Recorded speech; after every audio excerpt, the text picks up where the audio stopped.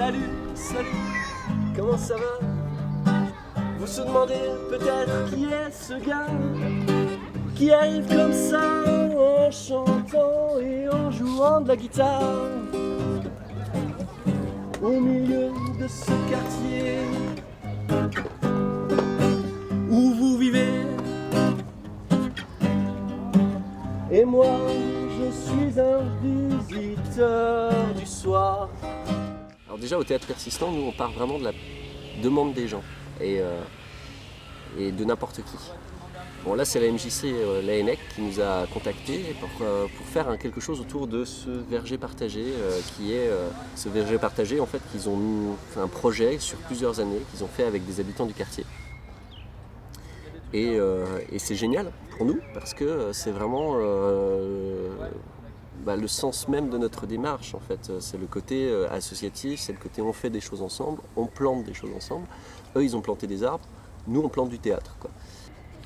Comment est-ce qu'on peut s'enraciner quelque part dans un quartier quand tout ce qu'on voit autour c'est humain et seulement humain?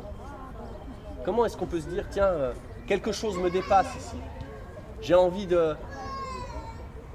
d'y creuser, j'ai envie de m'y installer.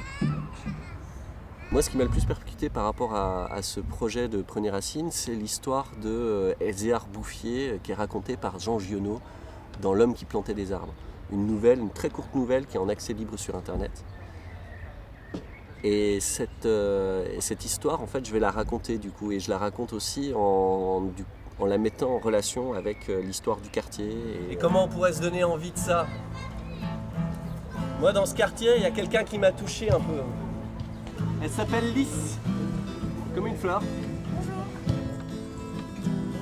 Et elle est comme la dame, là. Elle est née ici. J'ai vu les rues changer de nom. J'ai fait la liste de plein de rues.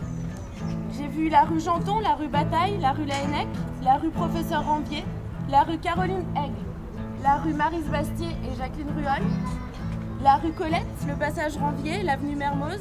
Je suis partie de cette idée de jardin partagé, vraiment, de l'initiative citoyenne, de planter des arbres entre gens du quartier et de les faire pousser, de s'en occuper, de faire un potager, d'avoir un lieu où on se retrouve et où ils se retrouvent et où ils partagent des choses. Du coup, ça m'a amenée sur le personnage de Lys qui est quelqu'un qui serait né ici, qui aurait grandi là au milieu, qui aurait vu tous les changements s'opérer là dans cette cité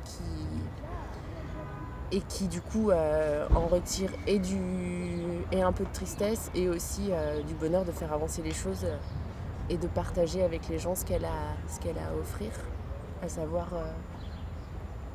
inventorier, ça se dit ça, inventorier, tout ce qu'il y a de chouette à vivre ici, tout ce qu'il y a à partager, toutes les choses positives, parce que finalement ces racines elles sont là, ces souvenirs sont là, et même si ça se détruit, ça se reconstruit, sa base est ici.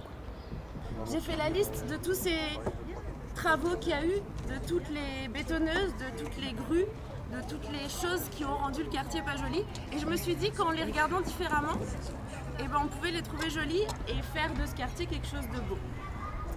Il y a déjà des gens qui ont planté des arbres et des légumes, donc c'est déjà pas mal. Non mais faut arrêter là un peu.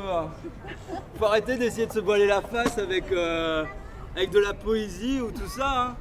Là c'est gris. Non. C'est bien gris là. Hein.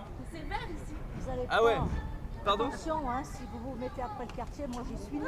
Ah oui. Ah non mais moi je crie contre le quartier. Mais madame, voilà, Je crie ça contre c'est le quartier. Enzo. Hein? Il s'appelle Enzo. Bonjour madame. Ensuite, ce qui a aidé mon travail pour mon personnage, c'est la rencontre avec les habitants du quartier. Parce qu'un jour, on allait faire du porte-à-porte et du coup, on a discuté avec les gens. On a eu donc plusieurs personnes qui parlaient de ce quartier-là et qui, par exemple, nous disaient que pour eux, c'était un lieu de passage. Ils venaient d'ailleurs et ils étaient toujours un peu attachés à cet ailleurs et que Enfin, ils n'avaient pas envie de s'implanter ici. On m'a envoyé travailler à Mermoz. Donc moi je pouvais pas faire autrement, il fallait que je travaille. Donc j'ai dit ok, Mermoz je connais pas, mais moi oui. Tu vois ce que tu veux voir en fait. Vas-y, viens avec moi. Je saute dans tes Moi, bras. ce que je trouve intéressant dans la démarche du théâtre persistant, c'est à partir de le fait de créer à partir on va dire de réalité sociale et de comment on peut poétiser cette chose-là et aussi avoir un peu une démarche un peu politique. Comment on peut faire un message à partir d'une réalité sociale et quel point de vue on peut apporter là-dessus. On arrose. Alors je plante un arbre et un arbuste. Voilà. Ah ouais, j'ai un arbuste avec moi en plus. Et ouais. Je vais te faire planter. Waouh. Ah ouais. Ouais. Ah c'est beau de se planter ici. Ah là là.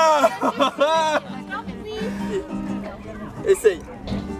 Est-ce que vous croyez que des hommes c'est comme des arbres, qu'on peut les planter facilement? Est-ce que vous croyez? Oh, tu te tiens? Accroche-toi. Accroche-toi à l'arbre. T'accroches?